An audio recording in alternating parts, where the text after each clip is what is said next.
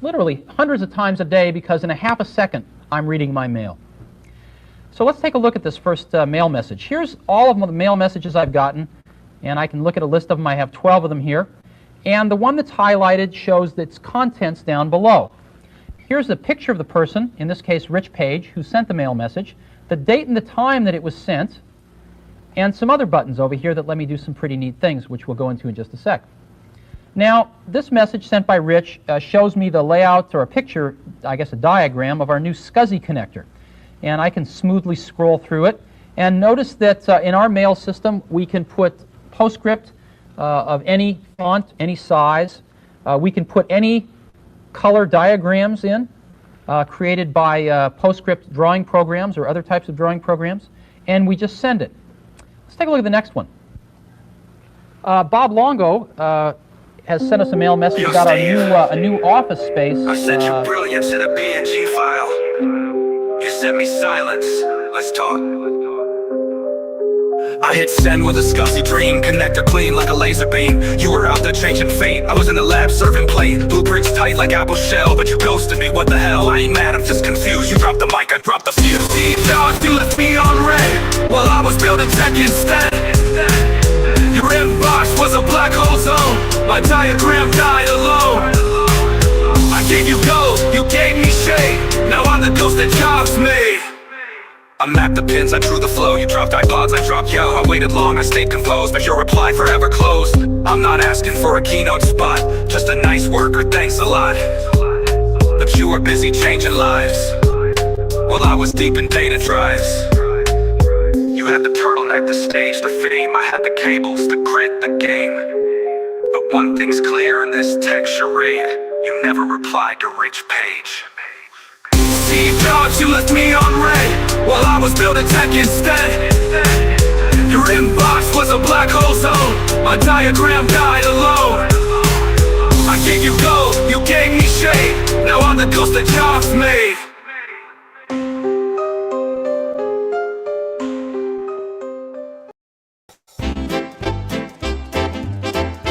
And now, prepare for Oblation Comics Live with your host and co-host, Vinny and Christina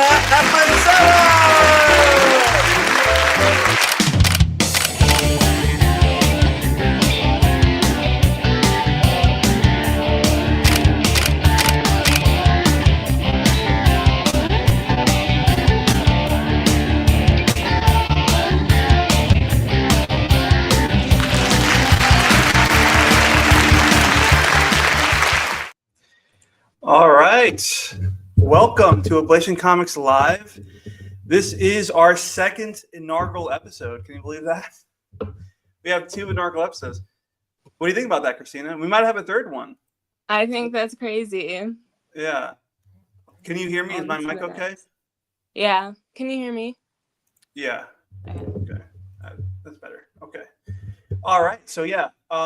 Like I said, it's our second inaugural episode, which usually you only have one of those, but I figured since our first one went so good, we should have another one. So how are you doing this week, Christina? Good, work. Catching up to me this morning. So the good folks at home, they're not going to know what we do because we said that in the first inaugural episode that no one's going to see. So let's tell the good folks at home. What has worked for you? What do you do, Christina? The unofficial first episode. Yeah. So I work at we ship out Japanese items and things like that. Is what I do for work. So you shipping stuff out. So you're a fulfillment agency, pretty much here. Yeah, mainly Pokemon, Japanese items, So that's very cool. And what how about long you, have you been Vinny? doing that for? For too long, yeah. Too long. You're looking for something different, huh? Yeah, for sure. Just for the good folks at home, this is not my hair that's popping out. This is a plant in the background that's dying.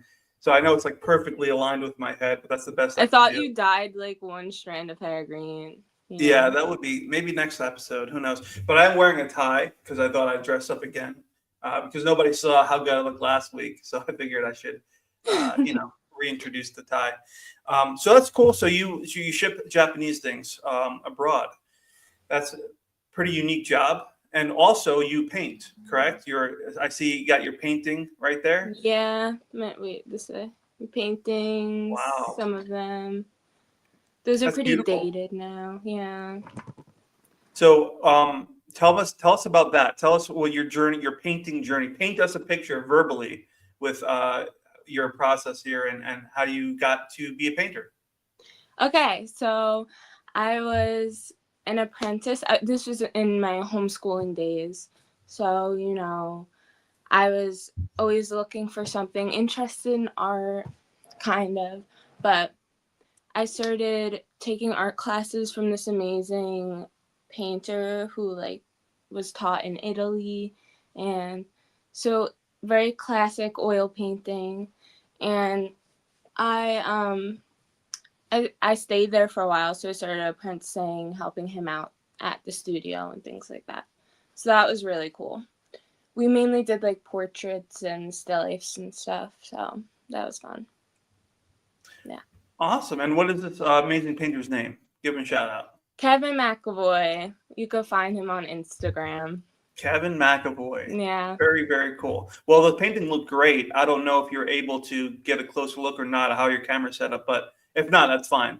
But yeah, the painting looked great. I don't have a camera. You're on an iPad, so that's okay. Well, very, very cool. Yeah. Yeah, I don't want you to ruin everything for your setup here. Awesome. Well, very exciting. So this is Christina. She's a good friend of mine, and I'm glad to have her as a special guest every week. Yeah. So, what are about you gonna you, ask me Vinny? how my week? Yeah. What about you, Vinny? Okay. Pretty good. I work at MH. Oh, I probably shouldn't say that. Where exactly I work. Doesn't matter. I live on. Yeah, I know. Street. Let me give you my address. No, I work at a trucking company. And I'm sure people can figure it out by now. But I work at a trucking company in parts sales. So I basically sell parts to people whose trucks are broken down on the side of the road who call in a state of emergency. And I'm like, I got you, man. And I go get that part out to them. You need that turbo actuator? That's me. I got it. Wow. You need that head gasket? I got that. So that's what I do. I've been doing that for 4 years now. And it's pretty good. It's just very time consuming. I work about 50 hours a week, so it's a lot. And I would rather be doing this. I'd rather be making comic books and drawing and writing and all that stuff. Amen. But it pays the bills and it pays for me being able to do this. So until this replaces that, which I hope it does at some point, I'll be there 50 hours a week. I also I have a wife who I've been married to for 12 years and 2 little children who take up most of my free time, gladly. But so all of this is in the weird hours of the day where I have spare few minutes. Every minute of my life, I feel like is accounted for, Christina. You feel like that? You feel like everything is just I feel like time when you get older, you sanction off each segment of your time. Yeah. And I'm I don't want to do that, why be refrained by time? Yeah, you should live outside of time. It's like you're getting ready to go to something next, so even that time is, Yeah, you use this time to get ready for next time, Yeah. Well, living in the moment. That's words by Christina. Live in the moment. Well, that's very cool. That's very and exciting. I started drawing again. So I haven't drawn anything in years. It's been a long, long time. So I started practicing, and I haven't gotten better since high school. These are exactly the same as my high school drawings. But I started practicing postures and just quick sketches. Look at this. Sick. See that? Yeah, so I'm trying to do that too before I go to bed. Spend oh, are you still looking at it? Yeah, was that an archer? That guy up there? He's a lasso. He's got a little lasso there. Oh, this guy you mean? No, the guy up to the left. Yeah, right there. Yeah. Oh, sword. That's cool. Yeah. So I figured I'd spend like 20 minutes every night just practicing, trying to remember how the body worked and all that kind of Looks stuff. proportionate. Oh, I appreciate it. Looks Yeah, proportionate. like I said, I haven't gotten better since high school, so maybe this time I'll get a little bit better. I don't know how to get better. Like I don't like. I feel like I hit a glass ceiling, and I'm like, this is just the way it is now. I guess I don't know, but maybe if I keep practicing, maybe then I don't know, get better. I think I look at other people's art, and it's like phenomenal. I'm like, how do you do that? honestly, I think you just need to get into like shading more. Oh yeah, Because most yeah. of your stuff is line art, I and know. you need Copic markers or something really good. Oh, you know what? I went to Michael's, not my friend, but like the store, and I got these markers. I don't know. You should have told me what to get. I didn't ask you, but you don't respond to me. Just so that listeners can know the But stress that. No, hold on. I need the listeners to know the stress that I go through every week. I will text Christina once a week. I'm like, hey, get ready for the show this Wednesday. Nothing. And I just hope that she shows up. but I'm here. You are here, and I think I put my complete faith that you will be here when I send that link out. But a little thumbs up would be good too. I'm just saying it might just, you got, but yeah. So I should have texted you to see what markers to get, but I didn't. But yeah, you could always let me know what markers you use, and I'll look for those. With that being said, we got an exciting show for you guys today. We got a few things that we want to talk about. First and foremost, I'm going to share this link right here, and I'm going to go through my website of Arbiter. If you guys didn't know, let's see, share screen. Sorry, I can't do this and talk at the same time. There we go. All right, so if you guys didn't know, I'm making a comic book called Arbiter. This is something that I've been working on for a long time, actually. This is the culmination of probably a decade or more of stories that I've written. And so this is my website. You could Arbiter. It's oblationcomics.com. And it takes you here. So this is my website. So I'm just gonna show you a little bit about the website here. So if you guys are at home, just type in oblationcomics.com and you'll see this here. So this is the main page here. If we go to this drop down, click on About. This is a little bit about me. You guys can read this at home, but I'll just do some highlights here. Basically, this is a brief story about me having a long break in writing and creativity and all that kind of stuff. Life kind of got complicated and got fast for me. So I took a break from the things that I wanted to do. And when my daughter, who was also an artist of her own right and storyteller, she discovered my old sketchbooks. And so she was flipping through them, and we kind of flipped through together. And I was talking to her like I was talking to like an old friend back in high school, just like, oh yeah, this guy did this, and this guy, this story was like that. And we're kind of just going through, and she was getting really into it. And then it ended. And she's like, where's the rest? Did you ever do these stories? Can I read them? And I realized that I forgot that I had a passion for this. Like, oh yeah, this is what I wanted to do. And so since then I started reworking Arbiter, and it's finished now. So I'm trying to crowdfund it. And so this is, like I said, decades of story. The story, I'll read this to you. This is the main refrain here. Though I plunge down the deepest dark, thine light is deeper still. The basic story is reality is breaking, cracks are forming in the fabric of our world, and monsters are slipping through. The only one who can stop it is a broken young man named Christian Murr, a street fighter haunted by his past and a destiny he never asked for. When his mentor vanishes, Chris is pulled into a hidden war between ancient beings called Arbiters and extra-dimensional invaders known as Breakers. Armed with forgotten powers, sacred edicts, and mystical artifacts, Chris must rise or watch the multiverse fall. So this is good for if you're fans of Sandman, The Matrix, Hellboy, or Something's Killing the Children. This is very heavy with mythos, cosmic fantasy, as well as urban noir and psychological drama. It has diverse layered characters with emotional depth and personal stakes, and it has good visuals. Like the art works really well, well done. Danilo is the artist on this. It's for high schoolers to, older people like myself. And it's 24 pages. So I have different character bios here. And I'm going to highlight just one of these this week. And it'll be our main character, Christian Murr. Christina, are you excited to learn about Christian Murr? I am. Let's hear it. All right. So this is our main character. He is our hero. He is the Arbiter. He's 24 years old. He got brown eyes, brown hair. And he's a street fighter. Christian Murr is a storm barely held together by discipline. Beneath his stoic exterior lies deep well of pain, anger, and confusion. He's fiercely loyal, slow to trust, and constantly searching for meaning in a world that feels broken.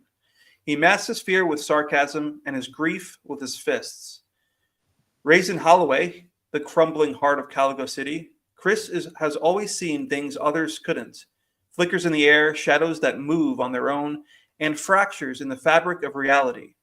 Orphaned at a young age due to his parents' substance abuse, he spent his early years in shelters, hiding his terrifying visions from the world. Everything changed when he met Joshua, a mysterious man who not only believed Chris, but shared his sight. Joshua adopted him, becoming a father, mentor, and guide. For over a decade, he trained Chris in philosophy, history, literature, and martial arts, preparing him for a destiny Chris didn't yet understand. Then, without warning, Joshua vanished. After a year of fruitless searching for him, Chris is lost and furious. A street fight lands him in jail, where he hears whispers of the Pit, an underground fight club where pain is currency. With nothing left to lose, Chris enters the ring and unknowingly steps into his true calling as an arbiter, a guardian of reality itself. What do you think, Christina? I think that's cool. Wait, so his adoptive dad is the one who trained him, who's training him? Correct. Yes. Yeah.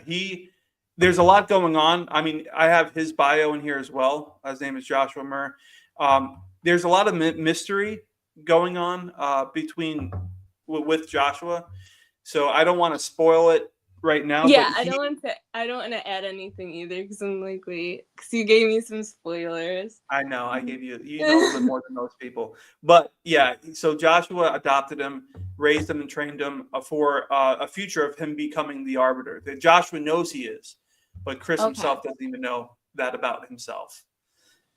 And so next few weeks, I'm just going to do one character highlight, but these are some things we can look forward to here. Angelo Leonati, he's a villain, the Prince of Caligo. Victoria Jean Murr, I have no image of her yet. That's coming on the website soon. She is Chris's adopted sister. Steve Douglas, he's a street cop, good guy. David Murr, this is his adopted brother, older brother. So he's the oldest of the Murr siblings. Okay. Then we have Joshua Murr, obviously the patriarch father. And then we have this mystery figure here that I'm not going to talk about. But no data. No data on this guy. Nope. Ominous. Interesting, huh? Yeah. So that is Christian Murr. That's the main character here. This is the first issue here that we can take a look at.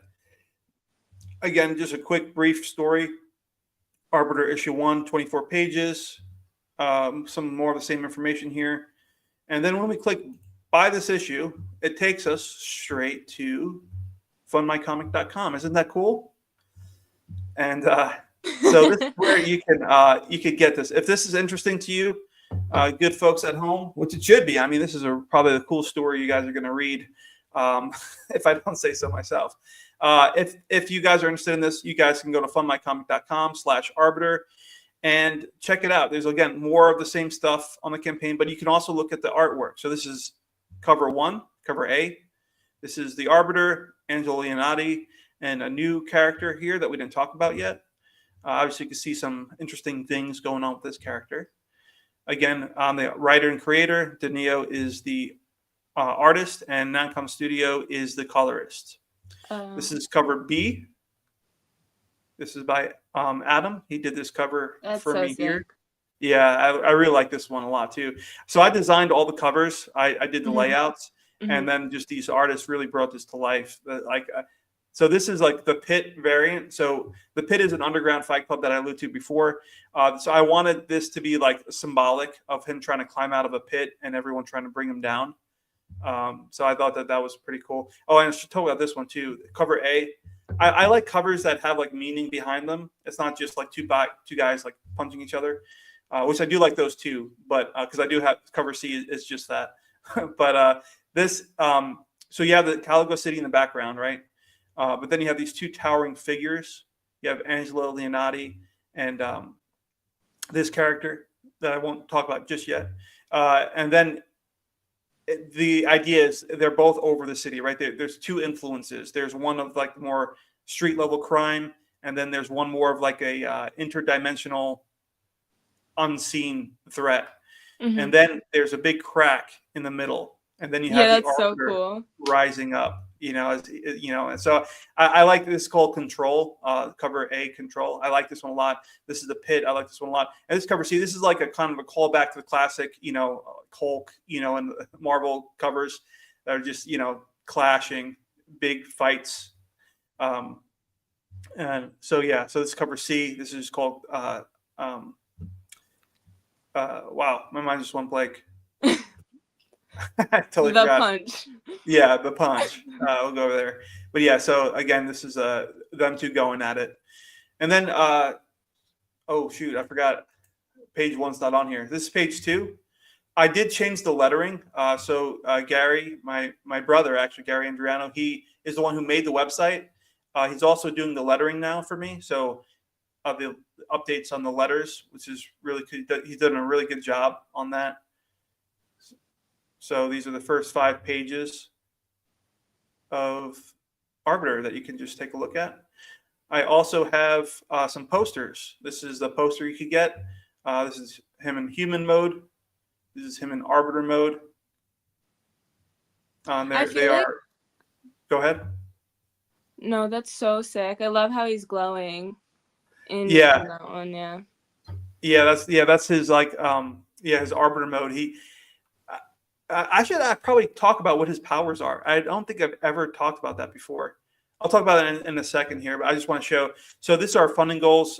If I get 2,500, everyone who backed a physical copy gets a free Arbiter sticker. This is the Arbiter logo. You can put that anywhere you want. It's a really cool design, simplistic, but I like it. And then 3,500, everyone gets a free bookmark. Again, if you back a physical copy. And has the saying, though I plunge down the deepest dark, the light is deeper still. Again, you're going to hear this saying. It's kind of like Spider-Man's with great power comes great responsibility. This is like my version of that for Arbiter. So you're going to see that coming and going a lot. And then lastly, before I talk about his powers for a little bit, this is what you get. So for $5, you get the digital PDF version. Again, all 24 pages and covers. If you want it physical, you could have cover A, $8 plus shipping, cover B, same, cover C, same.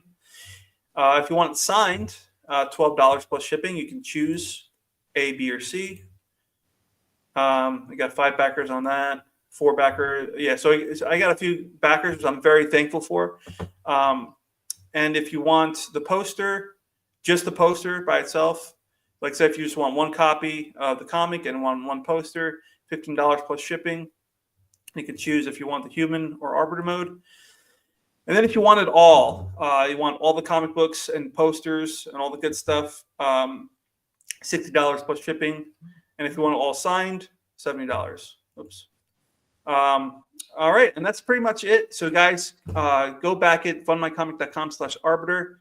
I'm going to stop sharing this now and go back to the studio. All right. So with all that said, we still got more to talk about. So I talked a little bit too long, but maybe I should save it for next week. Should I talk about the Arbiter's powers next week? Probably. But we're so interested in why he's glowing. Why stop it now? All right. So the Arbiter's powers. So to tell the story, it actually starts in the 5th dimension. There's 5 dimensions. We live obviously on the 3rd one. So without going too much into the mythos, which I could talk about next week, basically he gets his power from the 5th dimension. He basically becomes somewhat like a Super Saiyan, I guess would be the closest equivalent, where whenever he's in the proximity of anything extra dimensional, whether it be a breaker or a crack or a rift, he automatically turns into an arbiter. He doesn't really control it. It just happens to him.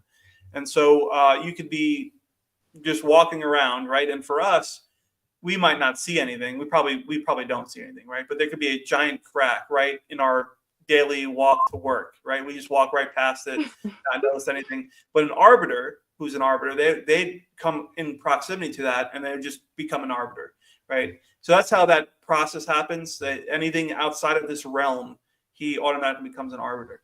So what his powers are that he doesn't really know, but what he finds out throughout the series is he could do things. The laws of the third dimension don't apply to arbiters.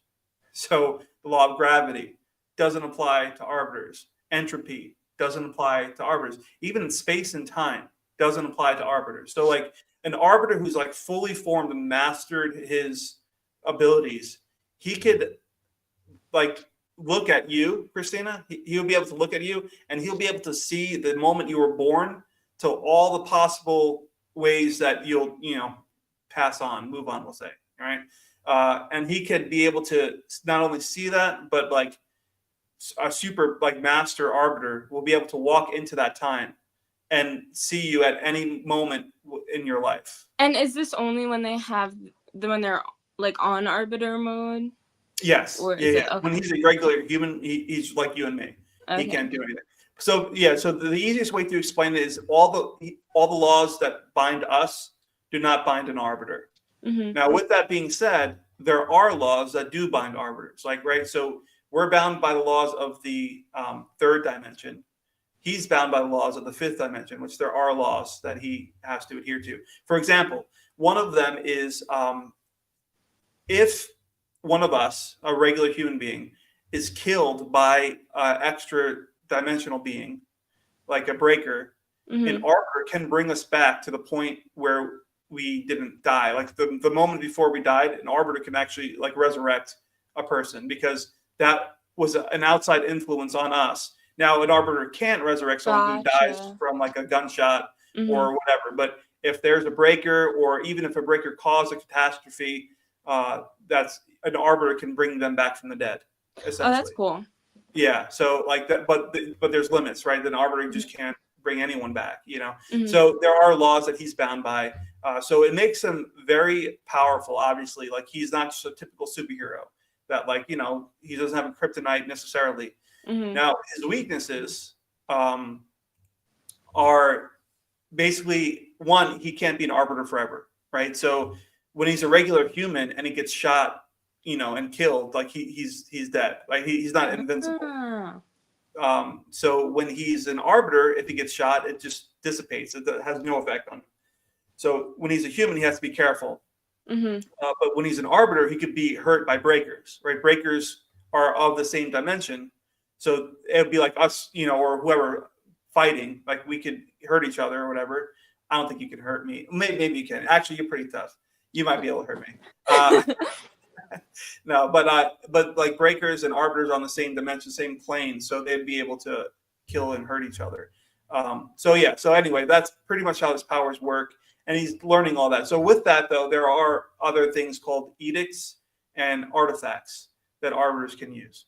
Mm-hmm. So an edict is like a verbal, like the Green Lantern, like slogan or whatever it is, by brightest day, by darkest night. Yeah.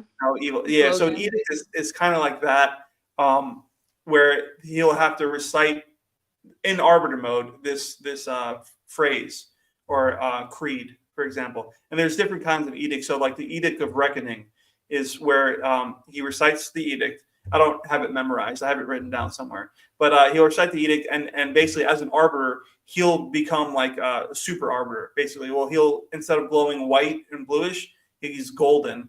And he basically doubles everything, power, speed, all that kind of stuff. Oh, that's really cool. Yeah, but it drains him. So like until the edict is over. So basically an Edict of Reckoning is like he recites it, and until the breaker is defeated, mm-hmm. that edict will last, or until he's defeated, or until like he's running out of like life force. So basically, if he runs out of life force, it turns back to human, and he's like completely done. So edicts have a drawback to it, but you know that's a tool that arbiters use.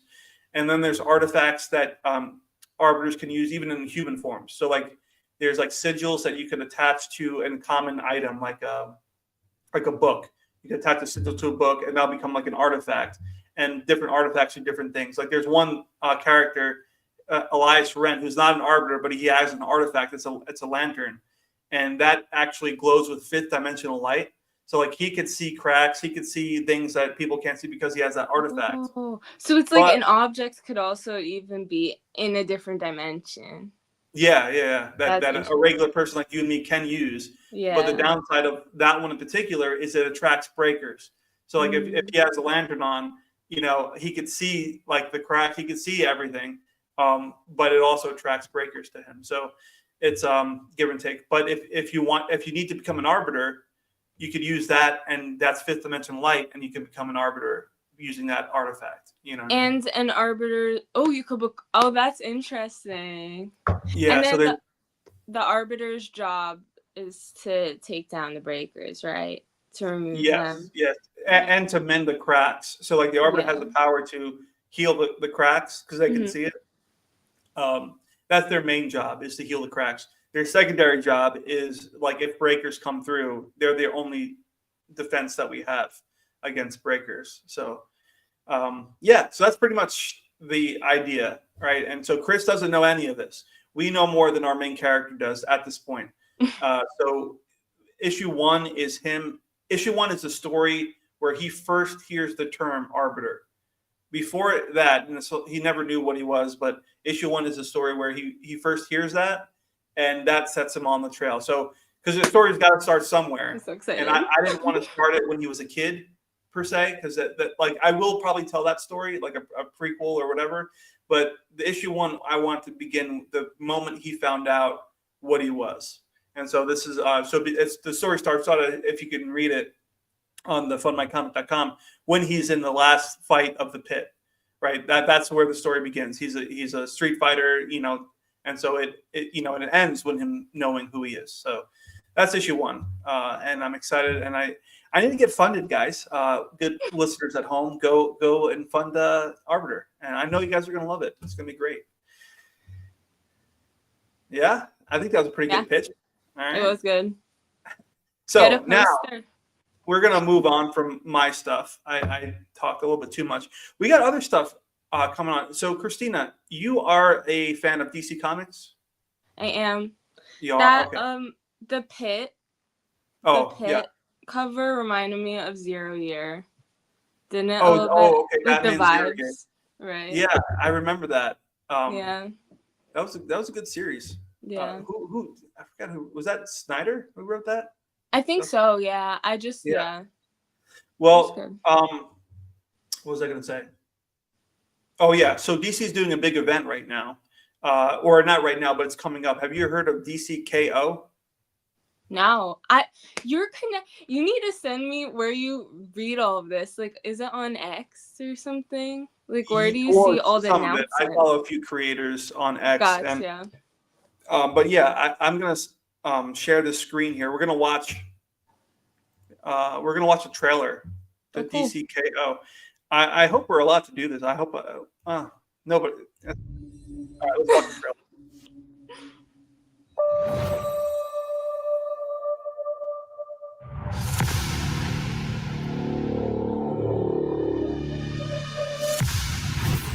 All right, so I'm going to pause it real quick. So you stepped out of comics for a while, right?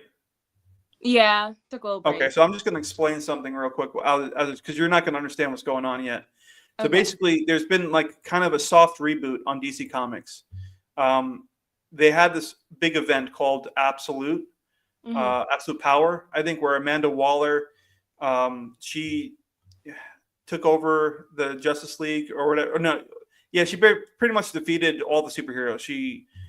I forget, honestly, I forget exactly what happened, but basically Amanda Waller took over the world for like a brief period of time, and then all the superheroes kind of banded together and they created Justice League Unlimited, which is what this is, where every single superhero and some supervillains were on the team, like in the Watchtower, which was kind of weird. I didn't care for it, but anyway, that's what this is. And then Darkseid infiltrated and then was like defeated, but he went to a different dimension. And this is the ultimate. Batman is buff. Hold on, that's not the ultimate. I think is Marvel. The absolute, yeah. This is the absolute versions. So this is an alternate reality of where this is absolute Batman, absolute Wonder Woman, and absolute Superman. Which I'm reading all of these 3 books, and Batman looks stronger than Superman. I know he does. He's Bruce Gaines in this. No, I'm just kidding. It's Bruce Wayne, but he is buff. I didn't even click. And Superman has like firepower. Like his suit is what gives him powers in this world. It's not the yellow sun. Yeah, That's and so Wonder weird. Woman is born in Hades, and she's like a witch, like sorceress, Amazon. Oh. Yeah, they're very different. It's But anyway, very different. That's interesting. yeah, I'll talk more about it to you if you're interested, because I'm caught up on all of them. But they're pretty good.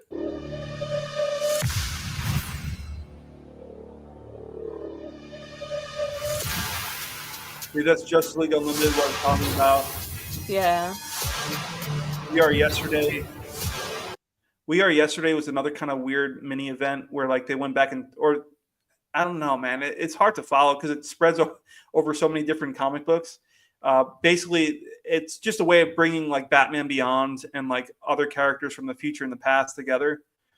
So they did that. Is Batman Beyond in it? Yeah, Batman Beyond. I love Batman Beyond. I read some. Me too. I am excited about that. I'm curious to see if it's going to be good, though. I'll be honest. But anyway, they're basically just leading up to this event. All these other weird kind of events lead to this one.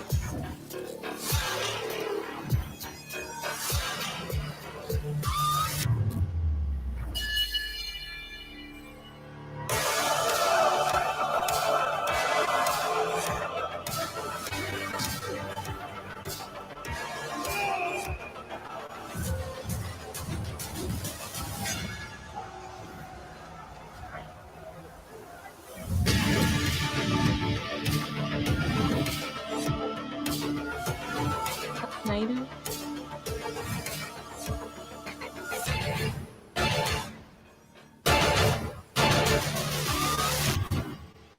Oh. It's coming up. Yeah, it's coming up next month. Yeah. So the basic idea that I understand, at least, is that Darkseid is coming back, and we have all these heroes, and he's doing like this tournament. It's kind of like Mortal Kombat, and so he pits the heroes against each other, and the winner gets to fight Darkseid. It's literally like a fighting video game. What? Yeah. Is that That's something so cool? Yeah. So like, there's a mixed reception on this. I think it's pretty cool. I mean, I don't think the story is going to be that like deep. Like fighting game stories are, you know. But the idea, I mean, I think it's pretty cool. I'll probably yeah, I'm going to be reading it. But the matchups are like kind of obscure. I forgot. I don't have it pulled up here, but it did show a list of who's fighting who, at least in the first round. But it's only 5 issues though, so like they're gonna have to do this pretty quickly. I imagine these are gonna be quick rounds because there's a lot of people fighting. But yeah, I know that's their big event that they're leading up to right now is who's gonna fight Darkseid. And I'm like, it's gotta be super. I mean, there's no way Green Arrow is gonna, right? I mean, it's not gonna be Oliver Queen. I mean, he is on the cover of that was the KO. That last thing they zoomed into, was that the cover for it? Yeah. When Superman was in like that weird army thing. Yeah. Can you imagine Oliver Queen going up against Darkseid? I mean, that's maybe not Oliver Queen. I mean, I'm sure it could be Wonder Woman. It could be Batman, I guess. He's done it before. But I don't know. It should be interesting. The only thing that I don't get is like thinking about story-wise. Like they're all supposed to be on a team, right? The Justice League, and they're all like pretty much beating each other to death. Like, how do you how do you recover from that? Could you imagine being on a team with someone who like just like pretty much almost killed you? You know what I mean? I'm kind of surprised that they all just don't all like fight him. You know what I Right, mean? that would make more sense. That's what I'm saying. Like the story wise, I don't understand the point of it, other than it's like cool. It just comes I off feel more. like there should have been a different reason for it, like for them fighting each other, not just to win a fight against Darkseid. Yeah, or like mind control or something. I don't know. And Yeah, maybe that is maybe. something to do. I have no idea, but I Yeah. do know that like it does give off the vibes of like testing things out for a video game. You know, like hey, you guys like this? You guys Yeah. like a fighting game? You know, which I'll be honest with you, if they made a video game, because they had Injustice, which was pretty good. Like, did you ever play Injustice? Yeah, I did. It was good. It was good. Yeah, Good. I like fighting games. I'm just terrible at them. I You know. like Didn't really, like really bad. didn't like your nephew or something beat you, or your cousin or something?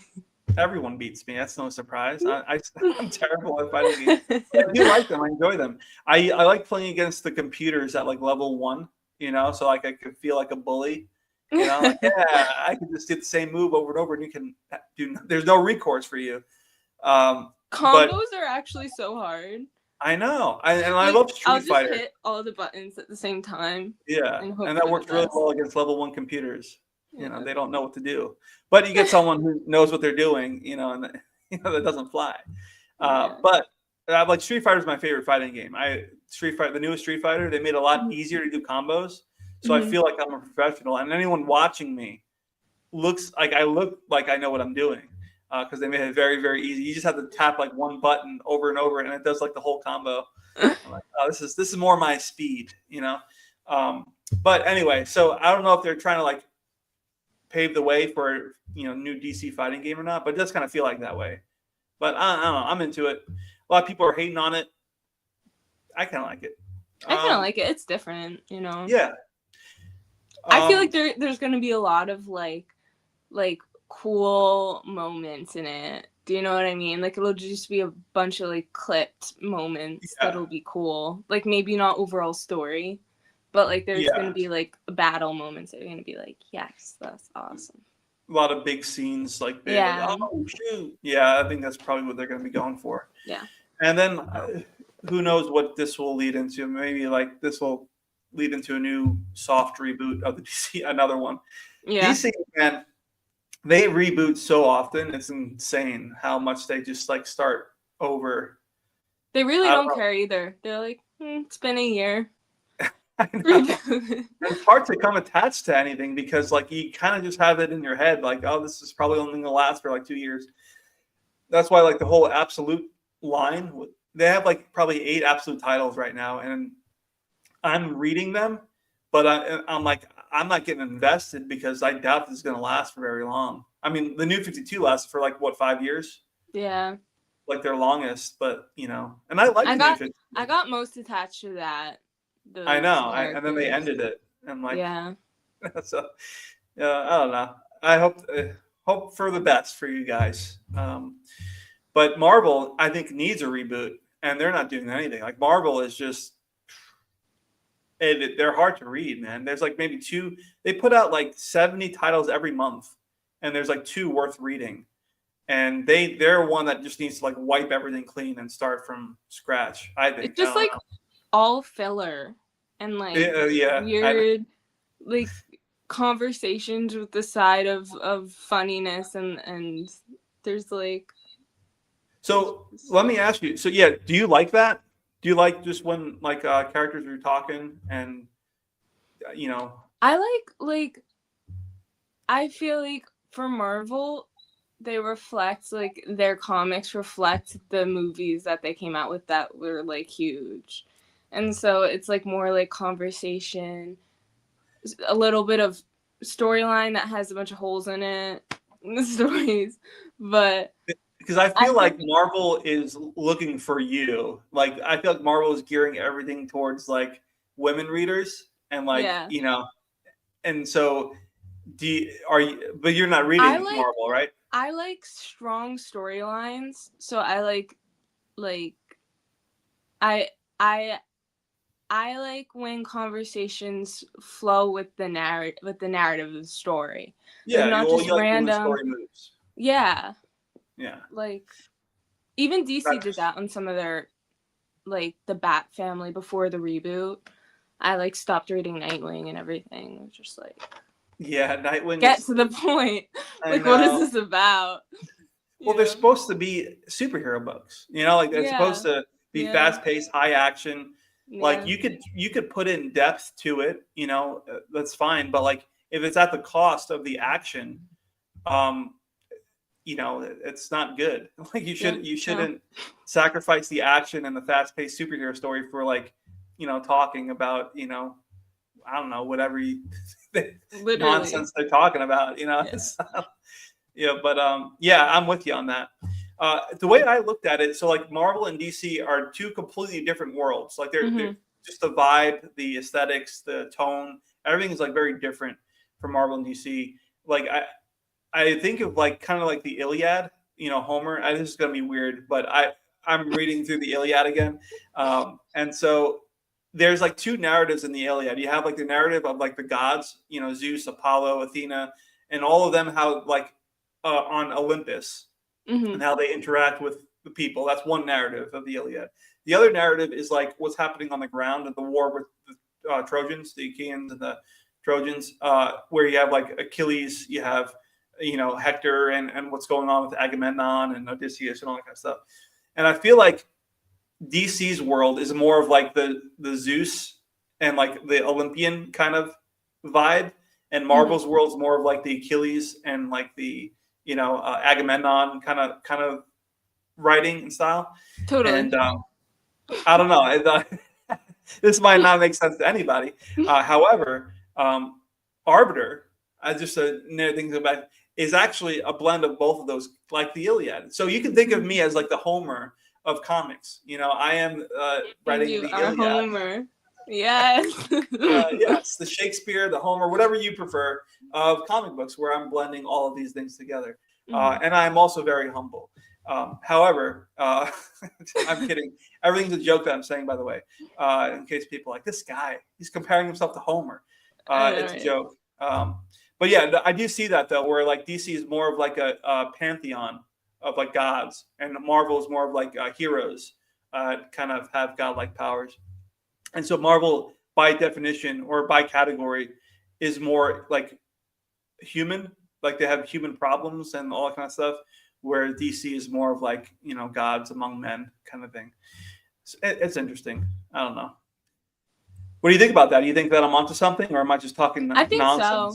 Yeah. I mean, most of what I read from DC isn't like Green Lantern and like you know, all of those. I read more of like the Bat Family, which is more like on Earth, you know. Yeah. So I like when they do like the underground, like that type of stuff, but they still stick to like a plot, you know what I mean? Yeah, I hear you. Yeah. And you know what I was thinking about? Since this is a show that we do talk about both American comics and manga and stuff like that, I was reading some manga recently, which I haven't read in years. And I was looking at like the structure, and I realized like there's a lot of difference between the American or Western storytelling and Eastern storytelling as far as like structure and everything. And here's what I've come up with, and I think I might be onto something. I don't know. Could just be ramblings of a crazy man, which might be a little bit of both. However, Western comics like DC, Marvel, and indies and all that kind of stuff, they obviously follow, I'm sure you heard the hero's journey, right? It's kind of a linear arc with clear stages, like a call to adventure, trials, climax, resolution. Like that's how most stories in the West follow that pattern. And like they focus on one, for the most part, one central protagonist whose personal growth drives the story.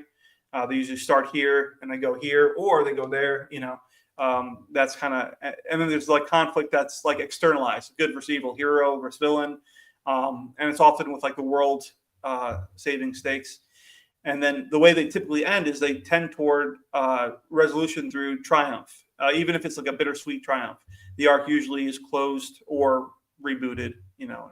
Whereas like Eastern comics, their structure is more fluid.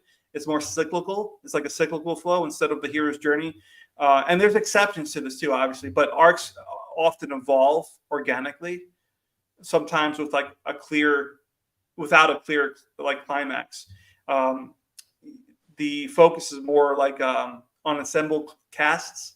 It's all like shifting perspectives. Like the protagonist might not even appear until later. Like it's, if you think of like Naruto, for example, that's where my mind goes. That's the last anime, I think, or Haikyuu. Like it's multiple perspectives, right? It's not just the one kid who is short. I forgot what his name was. It's not just his perspective, but you have like the whole team, and you're in all of their heads, right? So it's more of an ensemble cast instead of one protagonist. And the conflict is often in Eastern comics, like manga. The conflict's often like internalized. It's more emotional, philosophical, or social tensions. The antagonists are often misunderstood or tragic, right? It's not just evil, right? They're just misunderstood in most anime. And the endings are usually open endings. Their life continues beyond the story, right? Closure isn't always the goal for most manga. And I noticed as I was reading, I do like that. I really don't like endings in Western. Like I do like sometimes the like hitting that like big battle or whatever is like satisfying. But like when it just goes like straight from like, it'll be like one page over after like the ending's so abrupt. I know. Yeah, and I just thought that was interesting. Like, it's really open-ended, in the most manga, and I like that too. What I did is I kind of blended both of those. What I liked about the Eastern storytelling and what I liked about the Western storytelling, I kind of blended those together in Arbiter. But also like the themes, characterizations, and like the tones and artistic direction. Obviously, they're all very different, and I'd like to talk more about that maybe next week because I have more thoughts on it. But so I was reading. I introduced because my daughter she likes the style of anime. She like really like when she draws in that style, and she like wants to watch. But like most of it, I'm like, no, you can't watch this. You can't watch this. She's only 7. So you would never know either. And right with the anime, you cover. never know. No. So I'm like trying to remember, like, what did I watch? Because I used to watch a lot when I was a kid, and like, was there anything, So like Pokemon, she liked that. I guess that considers as a anime. No, it is, yeah. Yeah, and so I try to introduce some of that stuff that I know is like, okay, this is okay for you to watch. But yeah, so it's interesting. But with that being said, like all things must come to an end, Christina. It has been a pleasure. Time went by pretty quick on this episode, and I wasn't muted through half of it, so that's good. And there's so much more to talk about. So we have plenty of content to go over, but unfortunately, we have to go. So I got to get to work, Christina.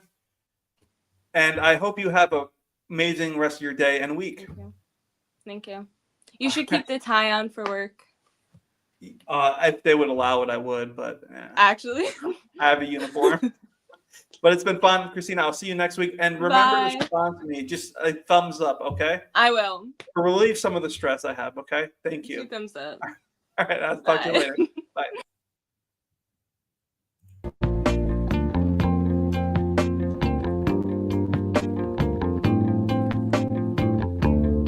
In case I don't see ya, good afternoon, good evening, and good night.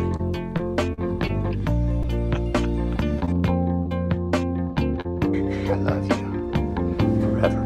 You hear me? I love you forever. And I'm coming back.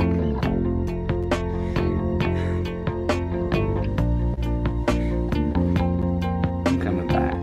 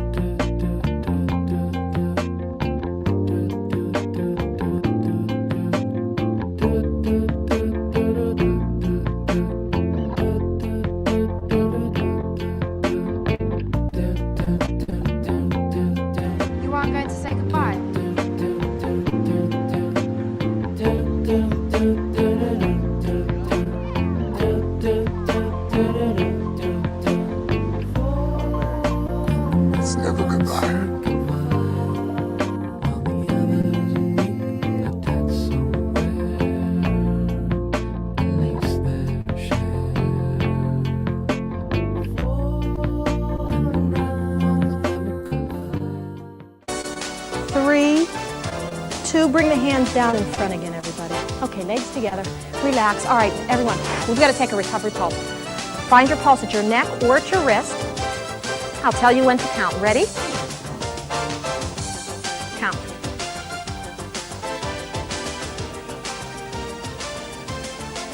Stop. Now multiply that number by 10. The recovery pulse is important. The faster the body recovers, really, the stronger the heart is. When your breathing comes back to normal and the heart rate comes back to normal fast, it just means a nice, strong body. It means you've been working out and taking care of yourself, and that's the most important thing you can do. We hope you enjoyed the workout today.